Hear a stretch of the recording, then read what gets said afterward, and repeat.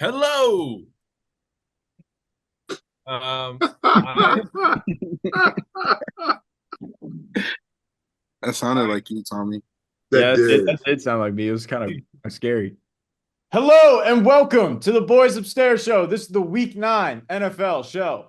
Woo! Woo!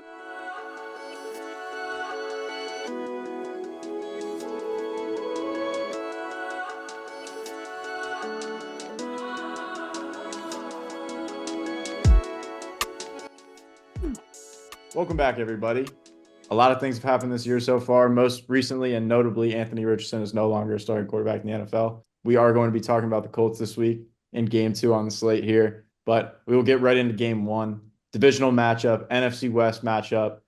This division has not been as good as it has been in previous years, mostly due to the 49ers kind of underperforming. But we have the Los Angeles Rams going to Seattle. Seahawks are -1. It's basically a pick 'em.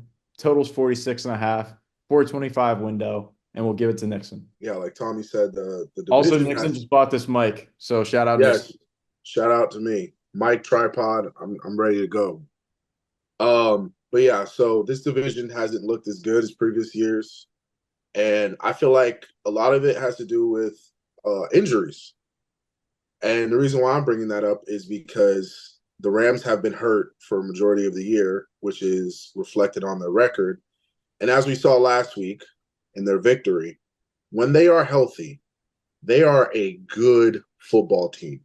That offense is a well-oiled machine when you have McCaffrey, when you have Puka, when you have Cup, when you have Robinson as the third option, Kyron Williams and Blake Corum coming out the backfield. Like, that is a great offense. They have a young defense with Verse and Byron Young and a lot of young pieces there that are going to develop in the future. So I think you guys see where this is going. I'm going to go ahead and take the Rams, especially considering the Seahawks. Is DK playing? He's questionable right now. He's questionable. Well, with that, we still don't know. His status is up in the air. I'm going to take that as he's probably not going to play, considering that it's Wednesday and they don't know. So, yeah, I'm going to take the Rams to go on the road and win. Rams +1, lock it in. Death taxes and don't gamble against Matthew Stafford unless your team is really good. And the Seahawks are not a really good team. They can't put up points. They didn't put up points last week, and they probably won't put up enough points to keep up with Stafford. So, Rams spread. Cam said death taxes. I'm going to take it a little bit a different way. Sometimes you're just due. And I believe the Seattle Seahawks are due in this situation. They started off 3-0, and since then they're 1-4, straight up and against the spread. The Rams have extra rest coming in this game. Like Nixon said, they beat the Vikings on Thursday Night Football last week. And before that game, they were in potentially tank mode. They were talking about trading their best player in Cooper Kupp. That would have been sweet to the Steelers. But now they're like, oh, we don't need to tank. We just beat one of the best teams in the NFL. Los Angeles is 0-3 against the spread on the road this season. I am a little worried about DK, possibly not playing. But at the same time, we were talking about this last week on the show about, Jaden Daniels probably isn't going to play. And then fucking 5 minutes before the game, he decided he was going to play. So you never that know. was going to happen all. It was a farce. It was a swindle. We were hoodwinked. You never know what's going to happen. Geno Smith leading the league in passing yards. He's still got it. Still not running back. This is obviously like a pick 'em, so you don't really have like a huge advantage either way. It's a divisional matchup as well. I'm going to take the home team, Seattle, to win this game. And I'm also going to take the over 46.5 because this just seems like a 425 window game where it's going to be in the 30s. So give me Seattle and the over. I don't know how it's only a 1 point spread. I mean, they beat the Niners, but the Niners kind of suck as well. I guess they got Cup and Puka back, so that's pretty big for them. But give me the Seahawks -1. I like the Seahawks a lot. I do. I really do. I've always liked them. I've always respected the operation they run over there. And I like the Rams too. I like what they do. I like McVay. I like Matt Stafford. Dude's a warrior. And it's kind of hard for me to pick a team here. Pick them kind of game, divisional rivalry, which is interesting given where both teams are at right now, kind of middle of the pack. It looks like it's going to be a little bit of a wild card scrap. But with the way the NFC West division is shaping up right now, both teams are still in it to win this division. One of these teams is in first place. Am I wrong? No, the Cardinals are technically in first place, but See, that's ridiculous. yeah. The fact the Cardinals are in first place in this division is crazy. So, like I said, this division's wide open for the taking. Both teams are going to come out here ready to go. Rams, the big story of the week is obviously you've got Cooper Kupp and Puka Nacua back. And part of me wanted to think going into Thursday, like, oh, I mean, like, come on, the Rams are almost done. Like, how much of an impact can this make? And I was wrong because it was a huge impact. Nakua came back and didn't miss a beat, 7 catches for 100 yards or something. Adding that to a guy like Kyron Williams, who's probably been the most electric running back in the NFL besides like Derrick Henry and DeAndre Swift. See what I did there? For the past couple of weeks and this season, a very good offense going right now. Both teams' defenses are meh, which is why I'm going to take the over. I'm also going to go with the Rams here. Something about it. I feel like they've got something clicking right now. McVay's in a little bit of a groove. It gets him get to open up the playbook a little more when you have your playmakers out there.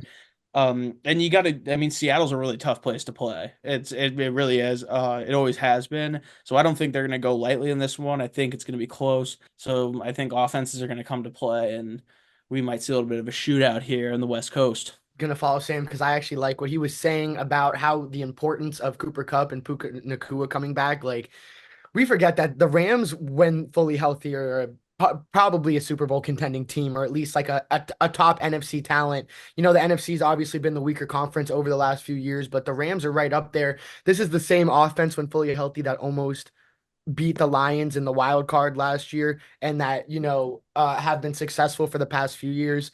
So I feel like, Stafford, who threw about 150 yards against the Raiders the week before, he gets his weapons back. He throws like 275 the next game. You just see that he can still do it when he has the talent around him. He's an experienced quarterback, and the Rams take this easily. The Seahawks have been an up and down team this year.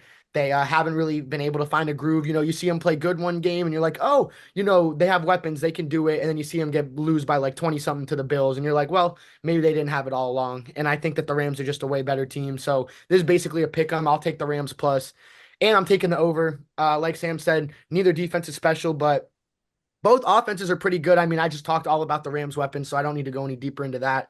And the Seahawks, I mean, they have an offense. K9, Kenneth Walker has been an elite running back this year. He's on my fantasy team. I see it every week. Metcalf is Metcalf, even if he doesn't play, Lockett, JSN, they have good tight ends. They have Fant. They have weapons, and Gino's been playing pretty good as much as it's weird to see every year. He's playing pretty good. So I think the over in this, even though it's a divisional game, I think that this is going to be bang, bang. Rams go down, score a touchdown. Seahawks go down, score a touchdown. And I like this game to go over 48.5. Seahawks also have Jake Bobo. Shout out Jake Bobo. UCLA legend. Open invite, Boys Upstairs Show, if you want to come on. All right, game 2 on the slate. Sunday Night Football. I am honestly shocked that this game didn't get flexed out. I don't know if we're in flexing season yet, but this game should be flexed out. Lions and Packers definitely a better game than this, but 4-4 Colts, 5-2 Vikings. Vikings are favored -5.5. It's in it's in Minnesota. Total's 46.5. Sunday Night Football. We'll give it to Kobe. Yeah, so I think the play of this game is the over. Before I even talk about which side is winning, I think the over is the obvious play here. Just some stats for the Colts. In games that Anthony Richardson starts, they average 18.8 points a game, and they are 2-3. Joe Flacco, although a slightly smaller sample size, averaged 27 points, so almost a whole 9 points more, and they're 2-1. So regardless if they're going to win or lose, they score points. They have weapons. They have Pittman. They have Josh Downs, who's been playing great. They have A.D. Mitchell. They have, Taylor. They have everything. And Flacco slings the rock. That is it. Whoever was saying death taxes and Joe Flacco throwing that motherfucking rock down the field every single time. So I think the over is the easiest play. Sam Darnold's been great has been great this season. He's been an MVP candidate, Darnold. Their weapons have been playing great. Addison, Jefferson, Aaron Jones, Hawkinson is back. I just saw. I think he's about to play his first game of the season. Just give Sam Darnold another weapon. Why don't you, right? So I think that this game is gonna be a high scoring game, super high scoring game. So I think the over is the easy play. As far for who's gonna win, I am going to take the Vikings. I think that even though Joe Flacco is the fun story, let's root for Joe Flacco to throw a bunch of 50-yard passes. Two of them will be caught in the end zone. Two of them will get caught by the other team. I think that the Vikings are just a better roster all around. Defense is better. Offense is better. Their coaching is way better. Can't say enough about the Brian Flores, Kevin O'Connell coaching duo. I think offensive defense, that's lightning and thunder. And they've been a great team all year. I know they've lost two of their recent games, and they maybe haven't been playing as good, but they started off like 5-0. Eventually they were going to dip. They are the Vikings. They're not the Chiefs. They weren't going to end the season 17-0. So eventually they had to lose. I don't think they're playing worse. I think that they started off so hot that teams are like, oh, the Vikings lost. They suck. So I think the Vikings are to probably handle the Colts. The Colts got a weird thing going on with the whole AR situation. Who knows what's going on in that building right now. So I think that the Vikings will probably easily take this one, but the play of the game is the over. I'll follow you up there, Kobe, for two reasons. One, to preserve the integrity of the little snake draft order we've got going on here.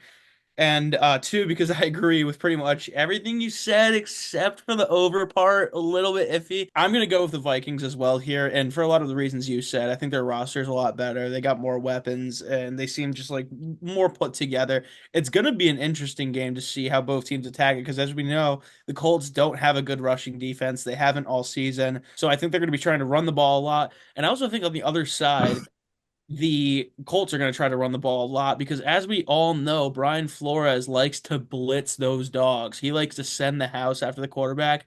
And with a guy who can't escape it and get out of it like Richardson, or a mobile quarterback, a guy like Flacco who can't run at all anymore, they're going to be sending a lot more pressure and trying to get after him, make him make quick decisions and make mistakes. So I think both teams are going to try to lean on their run game, especially with Jonathan Taylor being back. So I don't really want to touch the total here because I could see it going high, but like I just said, I think there's gonna be a lot of running. Game might move pretty quickly, so you never know with that. But Vikings minus 5.5 here, that's kind of a lot of points, especially this season. But I just do think they have the better team. Like Cope said earlier, they're getting Hawkinson back. It's another weapon. So it already very talented offense that they've got going. The Colts, I mean, I said it earlier this year that Joe Flacco is like John Taffer and Bar Rescue for teams with troubled quarterback situations. He did it last year with the Browns for Deshaun Watson. Now he's doing it this year with Anthony Richardson. Both times he's been successful, but I feel like there's gonna be a game here where we're gonna say, okay, all right, this Joe Flacco comeback story. Maybe it's like he's got to have a bad game at some point, right? Like, come on, he can't be this good forever. The dude's like 39, which is crazy. Because if you asked me how old Joe Flacco was before I looked it up, I would have said like 48. Dude has been around a long time, and that's what makes me nervous too. He knows how every defense is working. He can sling the ball still. I mean, that dude can throw it accurately, sometimes not accurately, as he is prone to throwing a lot of picks. But like I said, it really what I said makes me want to take the under, but I don't really want to touch it that much. But I'm going to go with the Vikings here. I think they're kind of on a cool off period. They're not going to be, like Cope said, the 17-0 team or the juggernaut of the year. That's just not who the Vikings are. They're not that good of a team, but they are a pretty solid team. And I don't think they're going to be division winners and deep into the playoff threat, but they are going to be interesting this season. Yeah, that's all I got for this one. I feel like it is a detriment to any young quarterback, especially in the case of you have them drafted as a top 10 pick, to bench them with the thought of putting them back out there. I just think that's not a smart idea. I know the whole tapping the head situation it's not a good look. His stats compared to Josh Allen's stats in their first 10 to 12 starts, they're identical, right? So if you have a little bit of patience, good things could happen, especially with a franchise like the Colts that kind of understands that, with Peyton Manning having the most interceptions in the league his rookie year, and you see what he turned into. I just think having a little patience with the guy is called for. So whatever. That's my 2 cents on that whole situation. But with Flacco starting and with the Vikings coming off a tough Thursday night loss against the Rams, I think I'm going to take the Vikings here. It just feels right. It feels like they need a comeback, bounce back game.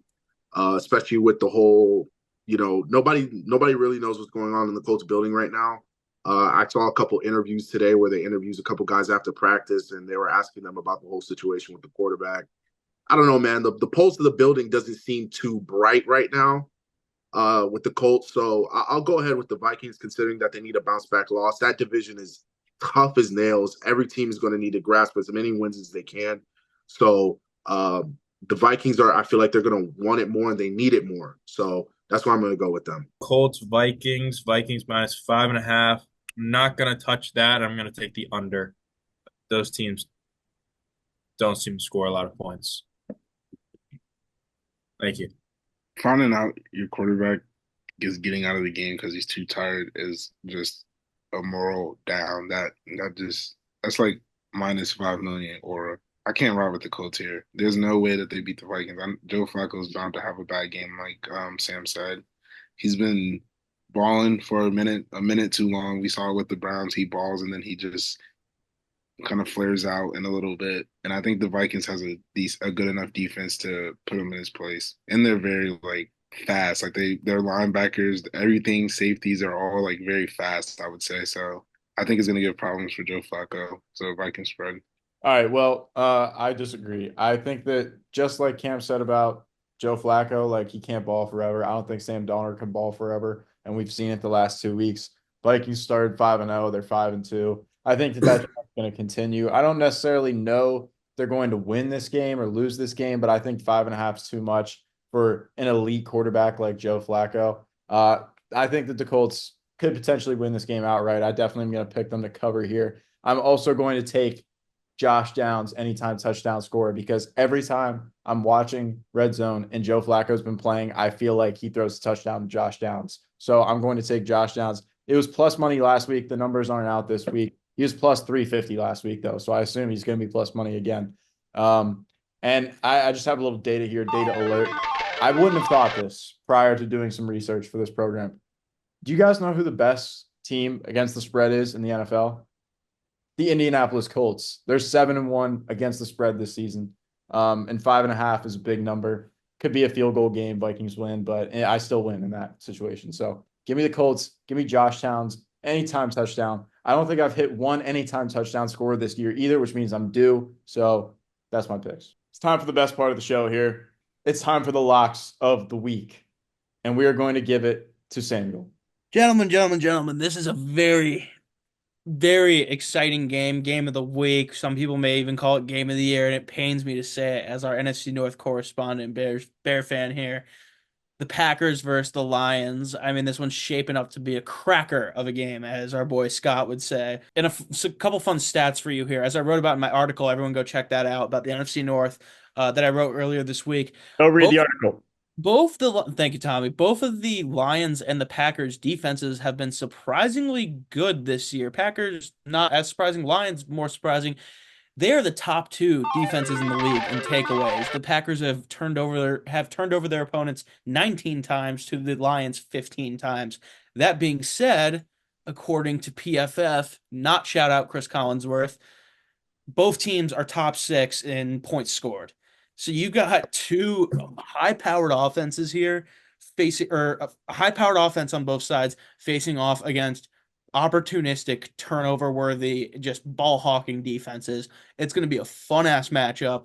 I think you're going to see a lot of touchdowns. You're going to see a lot of turnovers, especially with a guy like Jordan Love, who just throws picks for a living and then throws touchdowns for a living. Just a real gunslinger. Jared Goff, game manager, but hey, he's bound to throw a couple picks here and there. I'm going to go with the over in this game. And partially is because I think it's going to happen.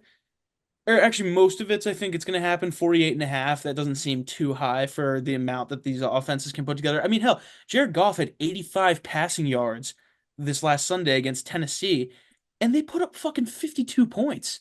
Sam, I'm not picking this game, but a little data just to build off your point there. That's the first time that's ever happened in the Super Bowl era. Last time it happened was the 1955 Chicago Bears. Yeah, I was going to say that is the most Bears stat you could ever imagine, is passing for 85 yards and almost scoring more points than you get yards. But yeah, that just further adds to my point is that the Lions find ways to score points, whether it be turnovers on defense, sneaky good run plays, whatever, but they're going to score, and so are the Packers, and that's just how both of these teams are built. Both of them are going to go out and try to get the ball, whether it be fumbles, interceptions. I think it's going to be a fun game to watch. It's I don't want to use that reference, but I want both teams to lose. I'll just say that right now, considering my guys at 4-3 are somehow in last in the division. So um, I would really prefer both of these teams lose. So I'm not going to take a side. I'm just going to go with the over because this game has points, points, points written all over it. And just to real quick before I wrap up, anyone who comes on here and are Packer fans in the comments who are notorious for being in our comments come on here and say, "Oh, but both teams have good defenses, you idiot! Like, why are you going to take the over?" Well, listen to this. Sometimes when you turn the ball over, which good defenses do, it puts your team in good position to score points, which means teams are going to score points. I know that's a lot to digest for Green Bay fans. Math is not good for them, but yeah, we're going over here totally. The boys are buzzing down in Cleveland. I don't know what's going on. Something's in the water. Everyone's happy, and it's sad. It cost us a Deshaun Watson. No one ever wants to see a quarterback get injured and go down. No one wants to see anyone ever go down and get injured. But when Jameis is your backup quarterback, it gets the people buzzing. So with that being said, I'm taking the Browns versus the Chargers. I think if the Browns put up 14 points in the first half, they win the game. That's all they got to do. Put up 14 in the first half and they win the game. And that's hard to do. But when Jameis is the quarterback, it's not. So Browns money line, lock of the week. So everybody saw it this past weekend. One of the best plays of the season, if not the best play of the season. Jaden Daniels, Hail Mary at the end of the game. Some of us had money on the Bears, and so that was tough. Some of us, maybe it was the last leg of a parlay that would have won them a decent amount of hundreds of dollars. So that was tough. But that's ball, and it was a great play and entertaining and all that. So shout out It was to it's a lucky play. Let's pump the brakes on the great play talk. Well, it would have been a great play for Tyreek Stevenson to bat the ball down like every DB is told to, but he decided not to do that. So Not tall enough. Gotta leave that to tall guys. The reason I bring that up is the Commanders are going to MetLife Stadium this week, divisional matchup against the New York Football Giants. 405 slate, 405 game on the slate here. Commanders have covered, data alert, in 6 of their 7 games this year. They are 3.5-point favorites against the Giants, which seems like a trap line. Seems like a game that you shouldn't touch because it should be more than that, but I'm going to do it anyway. Giants have lost 4 out of their last 5 games. They didn't look very good on Monday night against the Pittsburgh Steelers. Shout out Russ. And Dayball is definitely dyeing his beard. Every time that they showed him on the sidelines, I was thinking that. And I don't love that because he seemed like a gritty football guy, and that's not something a gritty football guy would do. So I don't love that. Commanders are -3.5. I'm taking the Commanders -3.5 here. Seems like it should be more than that for how good the Commanders are. Jaden Daniels looked pretty much okay injury-wise. He underthrew a couple balls, but he also completed a Hail Mary at the end of the game, so it can't be that bad. If it's a trap line, then it is a trap line. But Commanders are a better football club, so I'll take the Commanders. I'm going to take the Denver Broncos plus 9.5. The Ravens are better than them, but they're not 10 points better than them. And the Ravens just lost to the maybe worst team in the league, being the Browns. Bo Nix surprisingly looks. Let's go, Sean. See, let's get it. No, that's honestly that was a perfect cutoff because that was crazy. He's back. He's back. And he was talking shit about the Browns. He had to go. What did you not get? You got cut off right up when you said Bo Nix. Cam's back to being a Browns fan. Bo Nix has been playing. Jameis. Bo Nix has been playing surprisingly good football. It's very boring, but he's slow and methodical and getting the job done. Sean, this is 2 weeks in a row now that you're taking like the biggest dog on the slate. Last week you took the Titans with Mason Rudolph against the Bills, and they got like absolutely demolished. What are the Broncos? They're like 5-3, right? They have the same record. Ravens, I think, are. Yeah, we're 5-3, but it's like I think it's going to be a bounce back week. Defense looked awful last week. We let Jameis Winston tear us up a new asshole, which is insane. because it's Jameis Winston, and we're supposed to be Super Bowl contenders. We did not look like Super Bowl contenders. The defense got to figure it out. But the reason why I think I'm confident in 9.5 is because the Broncos defense, although it has been elite, is super injured, especially on the back end. And we just got a new toy to play with. Shout out Deontay Johnson. So I feel like Lamar is going to have a big day in the air. And yeah, I think that we're going to cover that 10 points, that 9.5. So shout out Baltimore, need a bounce back game, man. And the defense needs to tighten up. Please tighten up. Josh Allen, the so-called turnover machine, 14 touchdowns and 1 interception this year. That's crazy talk. That boy has been on another level this season. MVP leader, as he should be, was voted the most overrated player, came and shut that shit up. Oh, no stuff on Diggs. I'm still going to sling the rock. Give me Amari Cooper, too. They didn't give him the ball too much last week. I think they're going to make a point to get him the ball this week. Man, the Bills, everyone counted them out. They look amazing. And, they're still the best team in the AFC East. And they proved that this year, that everyone thought it was over because of Diggs and the defense, and it's not. They're making it work without their corners are playing like dogs. Their defense is holding it together. And I think that they're gonna beat the Dolphins by at least 6. I mean, the Dolphins, they've been struggling. Obviously, Tua's back. I still don't think it makes the difference. They lost to the Cardinals last week in Tua's first game back. Now they have to play Buffalo, a way better team, in their second game back in Buffalo. I just don't think they got it. I think that their team, they're probably depleted because their record is terrible. They have the same amount of wins as the Patriots. As Cam thought they would have more wins than the Patriots. Their team morale is probably down. They Tua's just getting back in the swing of things. I don't think they're ready to face a juggernaut like Buffalo right now. I think Buffalo's going to handle business easy tonight, and not tonight, sorry, on Sunday. And I think that Josh Allen is going to win his first MVP this season. Just saying, you heard it here first when it happens. Before the season, we had that debate. Is Josh Allen the second best quarterback in the league? I think he has solidified himself that it's me and Mahomes. I don't think that really. Well, Lamar up there too, but I think Josh Allen's been really he's been different, especially with the He's had games with 130 yards, 100, even in losses, Lamar's looked better. I don't know about that one. I mean, I think he's got a lot less to work with. Their defense lost a whole bunch. Ravens have a top defense in the league. They lost their offensive weapons. Kobe, I don't fucking about that, Kobe. I mean, the Ravens defense hasn't been what it's supposed to be. It was supposed to be good though, but it was supposed. Their rush defense, their rush defense is like the best in the league. It's their secondary's just cooked, but their front seven is nice. But their secondary. How about Kyle Hamilton pulling a full Velus Jones and dropping? No, that shit. I actually threw a pillow all the way across my house. Like, it was insane how pissed I was. Just know that it wasn't worse than what I had to witness. Yeah, no, it probably was. Wait, can we do a quick game break that the Yankees just blew a flat 5-run lead in 1 inning? They blew it in an elimination game. What? All right. Good shit. Good show. Thanks for being here. Like and subscribe. Tell all your friends. Appreciate ball while we have it. Because like I said, at the start of the show, we're already more than halfway through the season. It's going to be gone in a blink of an eye. Feels like the season just started. Feels like we were watching preseason games last week. So thanks for watching.